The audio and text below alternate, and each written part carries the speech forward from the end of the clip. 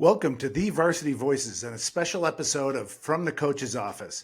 I'm Dan Fravoletti, and today, along with my co-host Joe Fravoletti, we welcome to the podcast Montini head football coach Mike Bukovsky. Montini established itself once again as one of the perennial football powers in the state of Illinois by going 12-2 last year and winning the Class 3A state championship. Coach Bukovsky is entering his 9th season as head football coach and looks to have another team worthy of making a run at a state title. As a special treat, we have 3 players from that team on the podcast, and obviously the members of this year's team. We want to welcome Izzy Abrams, Angelo DeSensi, and our first Dog of the Week winner from last year, Isaac Alexander. Coach Bukovsky and guys, thanks for joining us. We appreciate you hopping on. Yes, sir. Thanks for having us, guys.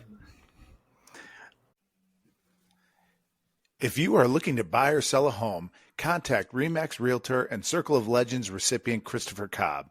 Let Chris's extensive negotiating experience work to guide you on all of your real estate buying and selling needs.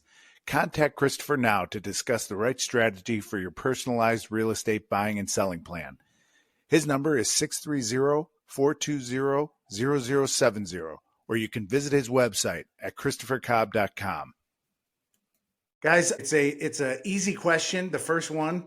And Isaac, I'm gonna go ahead and ask you this. So after last year's run and how well you guys did, obviously winning a state title, made it to the mountaintop, what do you do in the off season and during summer practice, which is going on now, to keep the edge and to make sure that you guys are ready to defend that title or go for another title this year? So right now it's all about team first. So we're working together, working out as team more than we did last year. Obviously, we lost a bunch of seniors, but now we just have to regroup and continue to push. We got to make the same run. It's the same expectation as it was last year. So we work together in the field, in the weight room, throughout practice, pushing each other on both sides of the ball. So you did, as you just mentioned, Isaac, and the others here, you did lose a lot of seniors, some key guys from last year's team, some leaders, and that senior leadership or, leadership in general is really important, as I'm sure you guys are aware. So what do you guys do, the 3 of you and probably some others on your team as well, to kind of step up, fill that void, so to speak, and to move on into that leadership role? For me, it's all about looking at our previous senior leaders from last year and years before, and really doing what they're doing, and really leading in the weight room, pushing people as hard as they can go, either spotting them or on the field, pushing them, teaching them. It all starts at the lower level, so freshman, sophomore, really pushing them to be the best they can be, so they can, when they do get to the varsity, they can be a major contributor. In terms of like all the teams I've been on in my career so far, I feel like the team last year was the team that I've been on that's had the best leadership. Guys like J.C. Hayes, Gaetano Carbonara, Luke Jezik, people like that. Core leaders for our team, people that were like team people and weren't just about themselves. If Gaetano had a bad game, he wasn't going around pointing fingers. If J.C. missed the block, he wasn't going around pointing fingers. He was trying to fix the problem on the spot. And I feel like that's what the team needs to piggyback off of and do this year. Maybe follow the footsteps of like a guy like Luke, J.C. or Gaetano.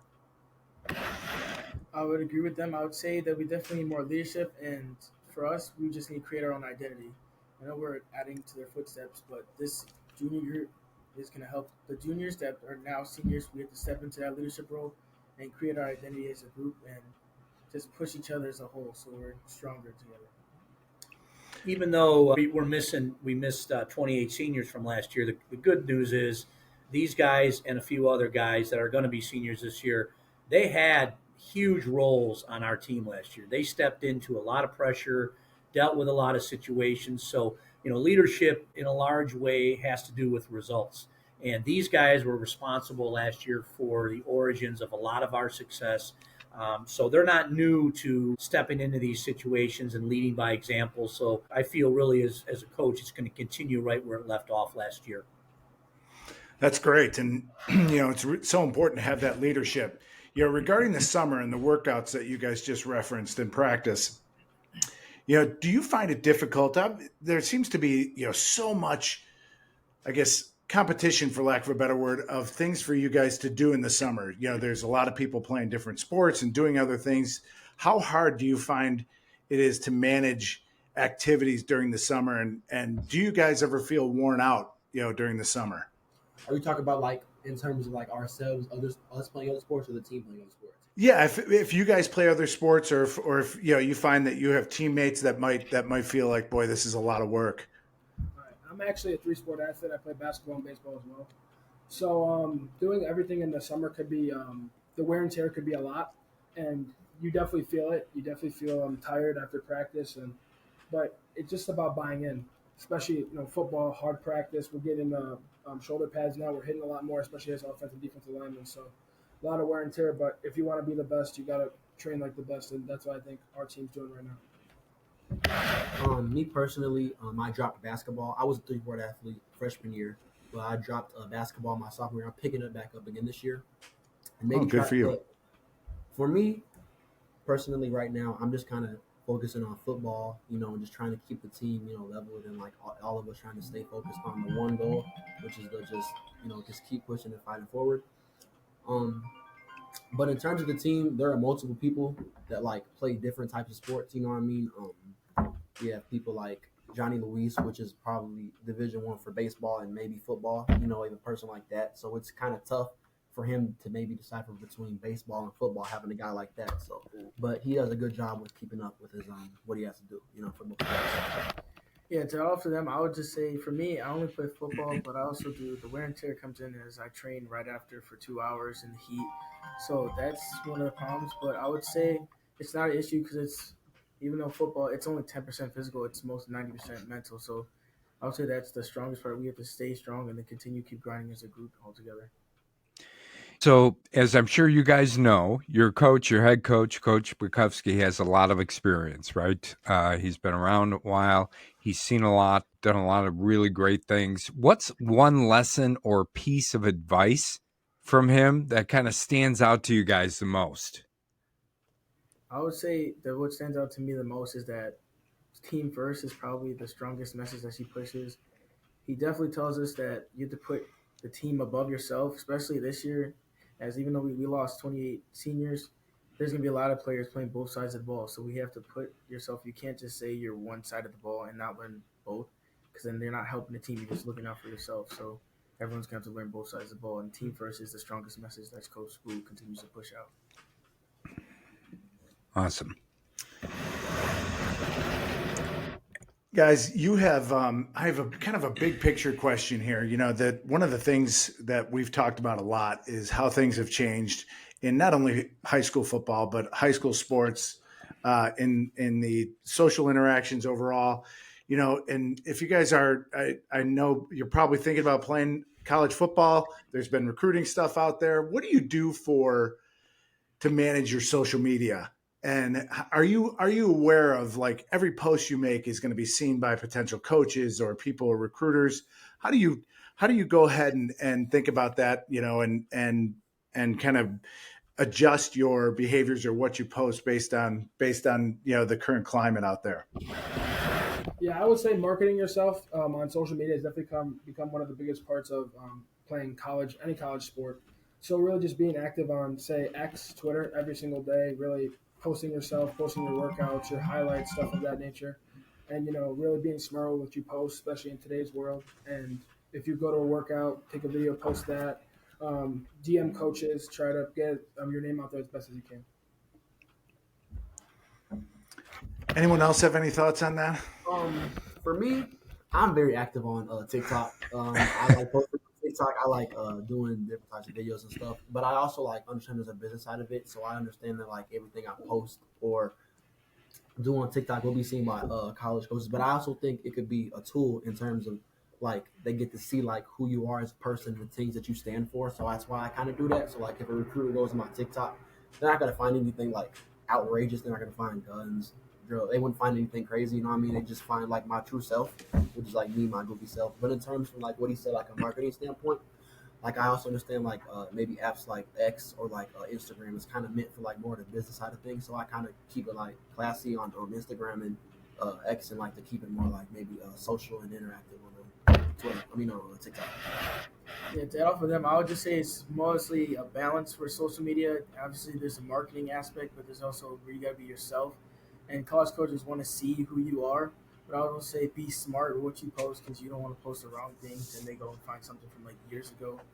You just got to be smart about what you post, but also market yourself the right way so everyone sees who you truly are and show like your true colors. You guys are very unique, these three guys, because they kind of represent, all spectrums on the rainbow in terms of personality and who they are and what they do. Obviously, that's a great pleasure of mine is when you coach young men, young people. Izzy mentioned Izzy is very accessible. He's out there. He's always got a smile on his face. He's very outgoing, does this, does that. Isaac and Angela are a little bit more stoic and kind of within themselves and all that. But I think that's what makes a team unique. That's what makes our team go is that everybody respects everybody. And Izzy's out there all the time. He's got his face there and this and that's great. And it's respectful. He never diminishes anybody on the team. Doesn't cause any problems on our team. So it's all good. Just like these guys, when they post their things and they're kind of a little bit less over the top and stuff, and that's fine. That's their personality. But I think that's a big lesson that I was fortunate to kind of learn coming up through the ranks, especially through Montini. And that's one of the things I try to impart on these guys. They do a super job with it. We don't have any issues with that, knock on wood. So I just have one more question for you guys. So first of all, congratulations on an outstanding season last year, state championship. Well done. We followed you guys really closely, and we came out to a couple of your games, really enjoyed the whole atmosphere as well as watching you guys play on the field. My question is, how do you follow up on that this year? What are your goals? What are your objectives? And is it we're looking at it and we want to be as good as we were last year, if not better, and we want to repeat as state champs? Or is it something more kind of general than that? But what are you looking at as far as to follow up from last year to this year? So last year, I think we had a great year, and obviously we won state. But I think there's some games, especially in the regular season, where I thought we should have. We went 7-2, and I think our 2 losses should have been wins. We lost to Fenwick, we lost to Marist, and I believe those 2 games we did not play up to our level. And I believe when we play up to our level this year, it will be a lot closer. If not, we will get the win. So I feel like we will have a lot better season because of our off-season work and how we're a brotherhood and how we work so hard this offseason. I'm not gonna sit here and try to say we have to do all of these extraordinary things to get back to where we were last year. But I think obviously there has to be some work put in. But my football coach this year for my 7-on-7 thing said you can make things easy. Things are as easy or as hard as you make them. So if you overcomplicate this, it's high school football. We're not NFL. They're not bringing 3 and then dropping 1 in, like a defensive lineman to the flat. That's not what this is. It's easy as hard as you make it. So I feel like if you do the same thing, put the same amount of work we did in as last year, and lead the same and lead by example is the same, and bring all of our teammates up to the same level and keep everybody level headed, I think we'll be at the same place as we were last year. Yeah, to add off of them, I would say our goals are probably the same as last year, get back to the state championship, but also to stay level-headed because we can't grow complacent even though we won last year. And also, I would say a big difference is to win conference this year because we couldn't do that last year. Even though we won state, we ended up losing conference. So hopefully we could win this year. That's one of our goals. And then just to keep our hungry mindset so we're able to get back to the state championship. So Isaac, I've got a goal for you that I want to give you for this coming year. Is that all right? Yeah. All right. So last year you were our first ever dog of the week for week 1. So my goal or objective for you is for you to repeat in week 1 as our dog of the week. What do you think? Can we put that on your list? Yeah, we can. Oh, yeah. All right, good. Yeah. Well, I'm going to tell you, this is one of the nice features of our team this year. Isaac's going to have a little bit of a different approach to the dog of the week. He's going to be counted on much heavier this year on the offensive side of the ball as well. Very as good. the defensive side. So he's going to have. I don't know. Maybe we have maybe he's double dog of the week. Double dog. Yeah, creating new awards. Zuko's ready to go. He's rare. and he's chomping at the bit, Isaac. He had some injuries early in the year last year, and kind of we went a different direction with our running back situation with Jeremiah, and Isaac was, all banged up through the middle of the season. And I know he is, really, really worked hard in the offseason, got himself in great shape, and he's ready to attack this year on both sides of the ball. So I'd love to have that goal too. That means we did pretty well in the first game. So I'm okay with that goal for Isaac. Excellent. Well, guys, we really appreciate your time. We'll move on to Coach Bukovsky here. I know you guys just got off the practice field and they're probably raring to go. We're probably standing between you and dinner. So thanks for hopping on, guys. We really appreciate it. And good luck this season. Good luck, guys. Thank you. Yeah.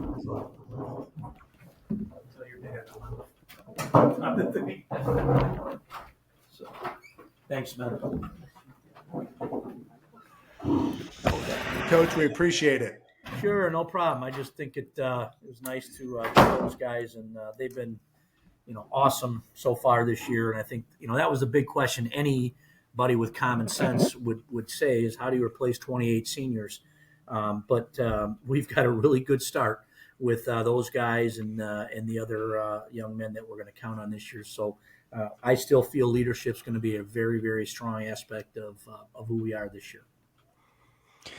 How is your summer going so far, Coach? I know you didn't get much time off to enjoy the state championship last year. You had a lot of other stuff to do, but Did you get a little time, and now you're kind of working yourself back into it over the summer, right? Yeah, this summer's been, it's been crazy. It always is. I think that one of the things, you're always looking to learn and grow as a coach. I don't care what it is. And I'm 60 years old and back to coaching 3 sports again, which was never my plan to begin with. But things happen, and opportunities, you have to be thrust into sometimes. And so it was a difficult spring for me. I wasn't able to necessarily get myself in a position to be able to fluidly, start the summer and do some things. But I was very fortunate. We made some changes in our coaching staff this year, and I have been just blessed to have some men that are just doing a super job. The workouts that the boys are referring to, we've done something a little different this year. We've gone to a very specialized strength and conditioning coach, which, to be quite honest with you, we have never been able to do here, throughout the history of Montini. We've Coach Andriano and myself, who worked together for years and years, we always just tried to patch things together, and we've had different people come in. Mark Holstein was a guy that was with us through a lot of our big run, and when he left, we've never really been able to replace him. But I feel good about this summer. We've had just absolute phenomenal attendance and attitude and work in our team workouts, as well as our regularly scheduled team practices. So I'm really pleasantly surprised and excited about where we're at right now. Coach, one of the things that we experienced at Varsity Voices last year that was kind of it was a surprise, but a very pleasant one, was just the next level sense of community that was in your program during last season's run, and just how involved they were, not only with the team, the players. They made a point of getting involved in Varsity Voices. They were great at responding, asking questions, really getting involved. How important is that connection between community and the football program? Well, I think it's one of the unique aspects of Montini. It's one of the things I'm the most proud of. And, you guys go back to, I remember last year we talked about the old rivalry, the Bennett and Montini rivalry, which Right. nobody really understands unless you were back in the old WSCC, Right. as you guys mentioned. And, it goes back to those days. And you guys had the same thing over there. I learned, when I was a bright-eyed, bushy-tailed freshman in the fall of 1979, that, my coach, Chris Andriano, looked all of us in the eye and said, guys, you will never, ever be able to give back to football all that football is going to give you. And that's been one of my biggest mantras that I've lived by all these years with our boys. Today is a great example. Letting them know, hey guys, I need you to help us out. We want to have some representation, and boom, they come in here and they do that because I think they have that understanding. I think that that's one of the things we do really well. They understand that it's an important aspect of who we are, what we do. You guys mentioned a couple minutes ago, our game atmosphere here. We love it. We've got, my gosh, we got live horses and fireworks and cannons and flyovers and gosh knows what else going on. And Montini football games are fun. And, we kind of went through a little bit of a lull. Every school does, every team does, it happens. But, that's part of the whole thing. And you only get that when you have total buy-in and support from your families, and from your parents, and from all the things that we have here at Montini, our administration. So I'm very blessed. I feel great that we're, kind of in this resurgence here. I tell people all the time, we struggled coming out of COVID. We kind of got knocked out of the box pretty hard and had a couple of down years. But these young men, especially those seniors last year, I feel like we're back where we belong, and we're really excited. So I want to congratulate you as well, Coach. I don't know if I did that on outstanding season last year, state championship, all those things that went really well for you and your program. And really that kind of comes back to you, comes back to your players, comes back to your community. Obviously, all of those things kind of work into it. So considering that, what does it take to kind of maintain that level of play from year to year and hopefully avoid any kind of down years going forward? Well, that's the key, and you guys know that it's especially difficult in this conference. This conference is just unbelievable. There's no other word. It's a gauntlet, and it doesn't matter who you play. It doesn't matter if they're the ranked number 1 team out of the 2014 conference or ranked 24. You're going to have a battle, and I think that's the mindset that you have to learn. And it's interesting because there's new teams that sometimes come in and out of the conference. And, the boys said it right. I mean, we were not conference champions last year, but we were state champions.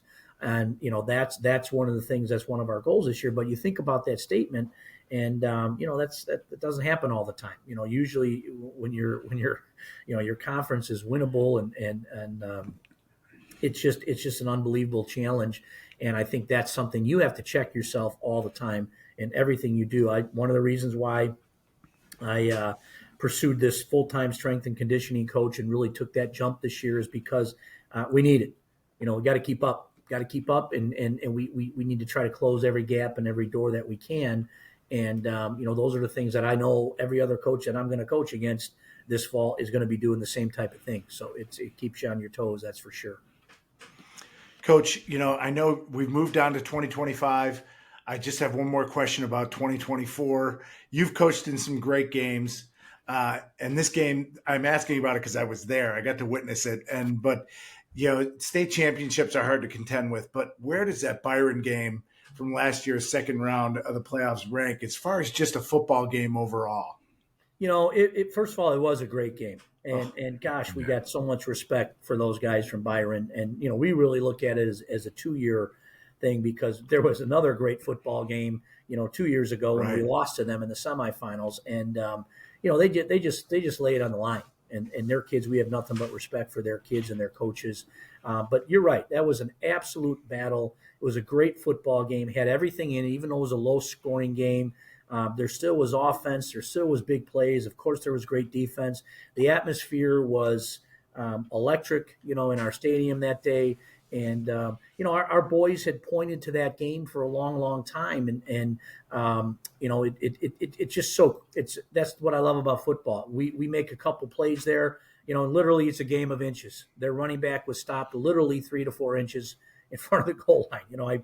I watch that film every once in a while, and sometimes I don't like seeing it because I think it's all of a sudden he's going to stretch out and get across the goal line in that 2-pointer there. But it was a great game, and so to us, hats off to them, and that was what high school football is all about. And they got us the year before, and we got them back, and that's one of the things that I will always cherish that game, and especially because of what it meant to our seniors. So many of those seniors last year, Montini was a little down, and they were, talked to heavily by other high school coaches to go play at their school. And why do you want to go to Montini? And they're this and they're that, and they're not doing this. And, and we just had to take that, and they made their own path. And that's why it was such a special game. So there's a lot of what I call outside noise around high school sports these days, Coach, whether it's NIL, whether it's right to play, whether it's other legislation out there regarding certain things. Is that something that you talk to your players about, or is it something that you just try and avoid and kind of drown out at this point?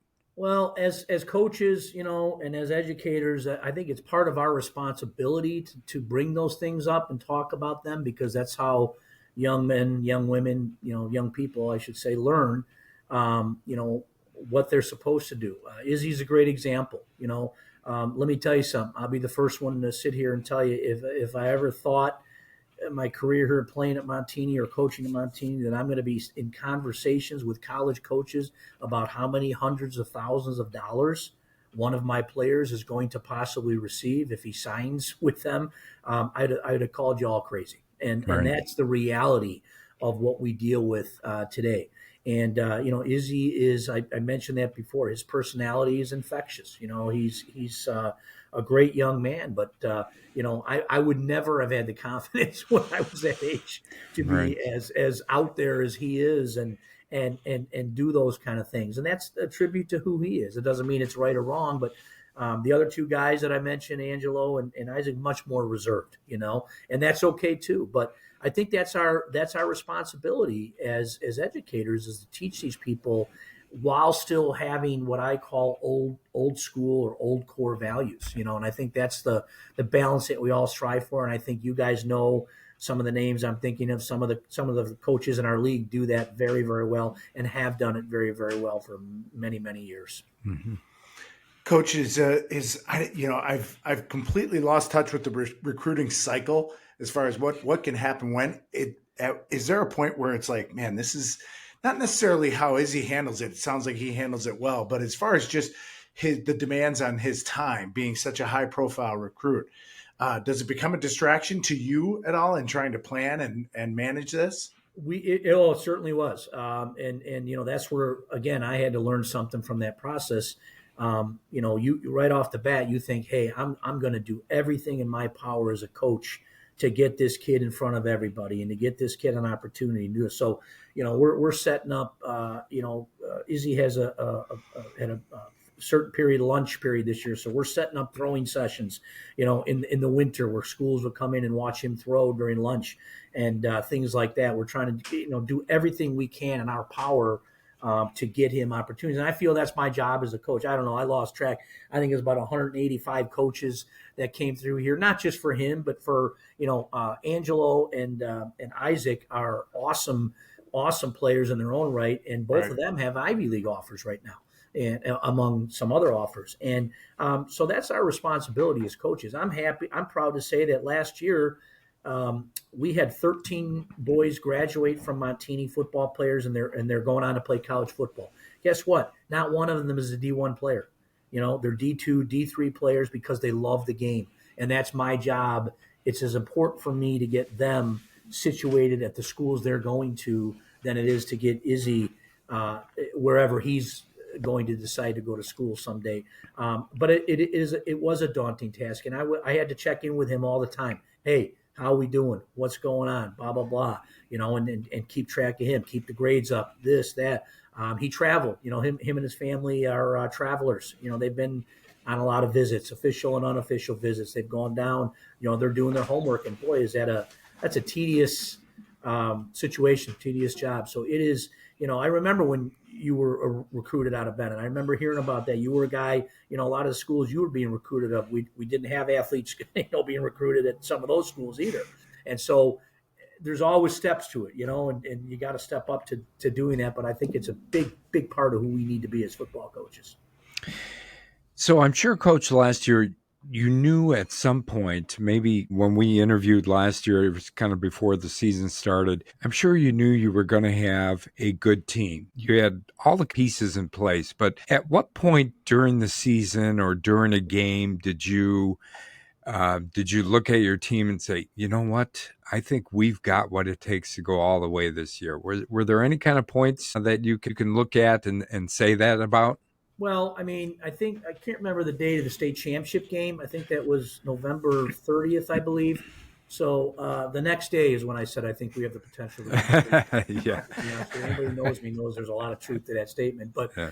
I knew we were going to be a special team when I saw the last offseason with those seniors. I knew that it was a different vibe, that quote unquote some of the old school way here at Montini or the way that things have been in some of our better years were back, and I was really excited about that. And they worked hard. We had last year, I think we had 9 3-year starters returning last year. So that was, you obviously you can't help but have some success. And then the pieces started falling in place. And then, like everything else, we were 2-2 at one point in the season. We won our first game, and was a game we should have won by a decisive amount. We did. Our second game, we played a very good, nice 5A state playoff Hillcrest team. We struggled a little bit offensively in that game, had a great game defensively, but I wasn't sure where we were. We had tough games, losses down at Marist and over at Fenwick. And so we're sitting at 2-2 and thinking, hey, anything could happen, and that's the great thing about high school football. And, we got on a roll there and things started falling into place. And then, that's when everything really, when I realized that we've got so many weapons, so much on this team. And I feel kind of that way, this year too. I feel that our team speed is just outstanding. I think we've got some awesome playmakers on our team, and I feel that we could really have a great run in us again next year. So, Coach, we know obviously Izzy, gets a lot of headlines and that, but who else, are we going to learn about this year following the team and learning about as the season goes on? What are some names out there that we should know? Well, I think offensively, you guys know everything starts up front. You got to have the guys up front. So Angelo is a 3-year starter for us. He'll be at left tackle. He's 6'6" now, but 280. He has just had a great off season. Really improved his feet. Talked about being a 3-sport athlete. He played basketball for us, and really improved his footwork and ability, athleticism. So he's got several offers. He's going to be a big mainstay in that offensive line. We had a young man last year that was a sophomore that started for us at 5 positions on the offensive line. Started the game at center, guard, and tackle as a sophomore. He's back. Gavin Erickson, he was our heavyweight last year, took 5th in the state as a sophomore. He's 6'5", and goes about 270 right now. He's going to be have a monster year this year. Michael Lombardo is going to take over for us at center. He's 6'2", about 275, 280, just a very, very aggressive, hardcore, throwback type of guy. We're very excited about him up front. And, a couple other guys that are going to plug in. Devin Shecko has had a really good offseason for us. He played a lot for us in the offensive line last year, started a couple of games. He's about 6'2".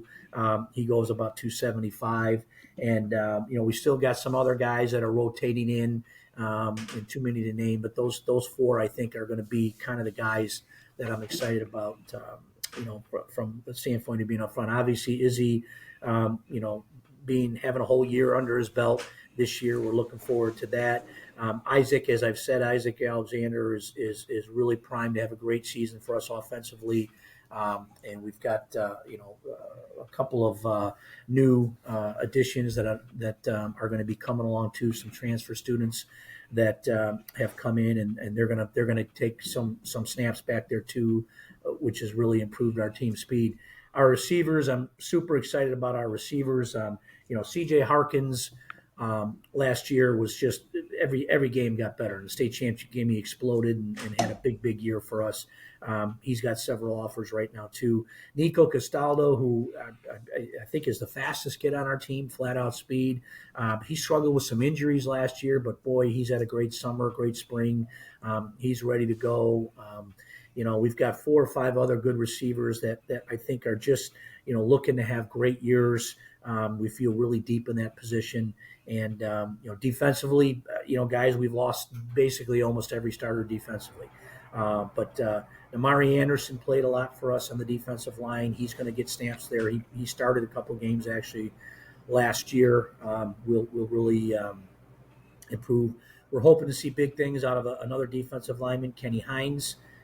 Kenny's had a great offseason and is improving and grown. He's a pretty imposing figure himself. He's about 6'3.5", 6'4" almost right now. And he's about 245 pounds, just chiseled. He's gonna really be a surprise this year. Our linebacking crew, we had some good experience from last year. Santino Tenuta, who had a great wrestling season for us. Tough kid, finished second in the state last year at 165 pounds. He's always in there scrapping and one of the most aggressive guys on our team. Big Ben Evenson will be a junior for us. He was on the varsity last year as a sophomore all year long, putting in his time. He's about a 6'2", 245-pound guy. He's really worked on his movement and skills in the offseason too. He's going to have a big year for us. And then, there's going to be Isaac. For my pound for pound, I think Isaac Alexander could be one of the best safeties in the state of Illinois. He's going to have another big year for us back there. So many big plays, 2 years now, starting as a sophomore or junior.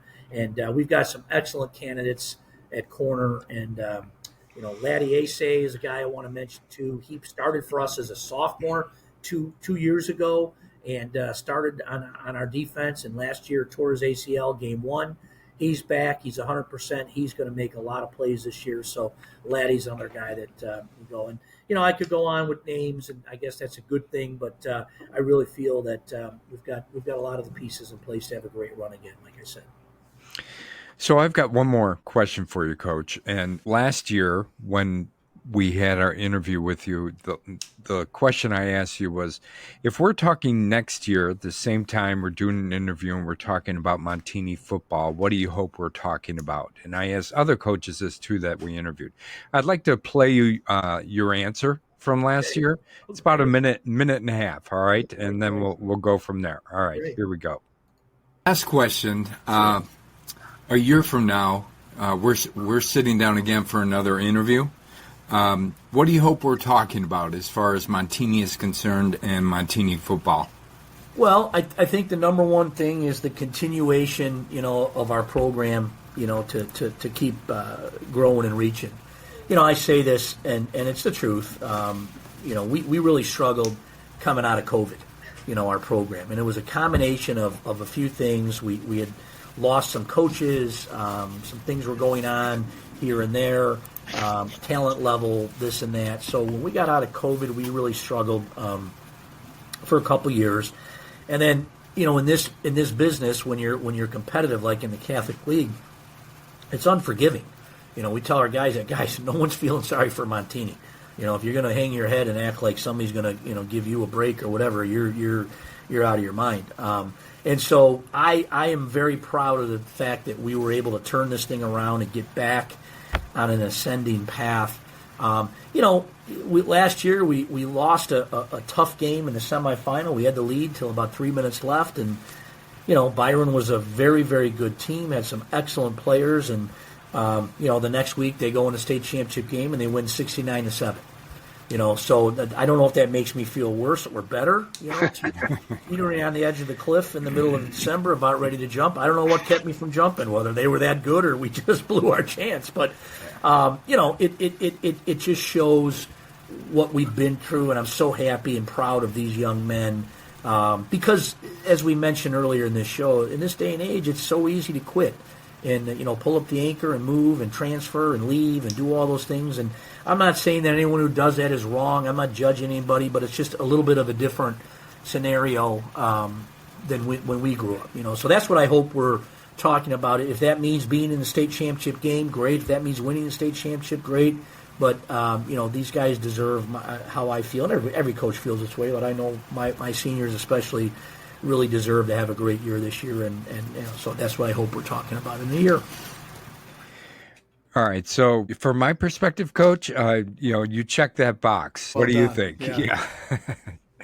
Well, Yes. yeah, I think it was a great year, but but right now you're 0-0, and you got to Right. play the Yeah, team what you have you gotta done for me play, and lately, so Coach? your mind can go either way, But yeah, Yeah. I think we did accomplish that, and I felt that was. I will tell you, I got this question a lot last year, and a lot of people made a big deal about certain aspects of winning, and even some personal things to me about records and this and that and all that. But in all reality, the most, I guess, the feeling I felt the most after winning the state title last year was just a total gratifying feeling, and it was such a gratifying feeling for those kids because I really feel if you're any good at this coaching business, you've got to take it personally. You have to. And if you don't, I don't know. You can't feel, you don't have emotions. I'm not sure. But every coach, that I've known that have had success, you got to take this somewhat personal. And it was personal to me that those young men got a chance to stand on the top of the podium. And to me, it was really about one of the most gratifying experience in coaching that I've ever had. And so moving forward from that, for different reasons this year, I'd like those guys, our guys, to experience the same thing. So, we will see. Yeah. So would that be, if I were to ask you that same question today, what do you hope we're talking about next year at this point regarding Montini football? What would your answer be? Would it be anything different or kind of the same? No, just really the same. I just want our program to be recognized as a program that our kids played hard, and we got the most out of what we could, and those types of messages. Our kids, I'm so proud of the way our kids uphold themselves in the community.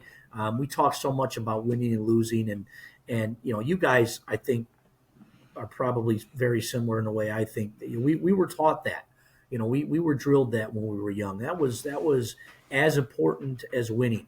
Now, when you're playing the Montini Bennett annual showdown on a Saturday afternoon in Lisle or Lombard, then maybe the most important emotion wasn't being a good boy and doing things the right way. But that still all came back to that, and so that was always ingrained in my head.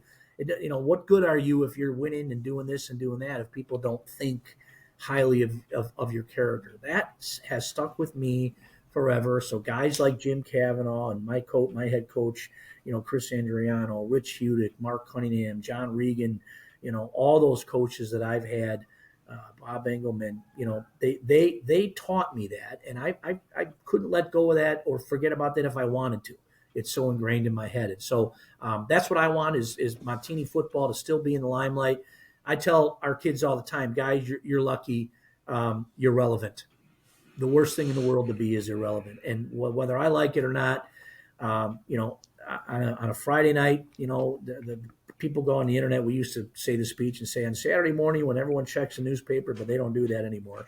Now that everybody goes online and figures out when they check the score, whether anybody likes to say it or not, one of the scores people check is the Montini football score. And some people are rooting against us and hoping they see us lose, and that's okay too. But that's really what I've always preached is, bro, you want to be relevant. We want to be relevant and figure in and factor into what we're doing in the state of Illinois.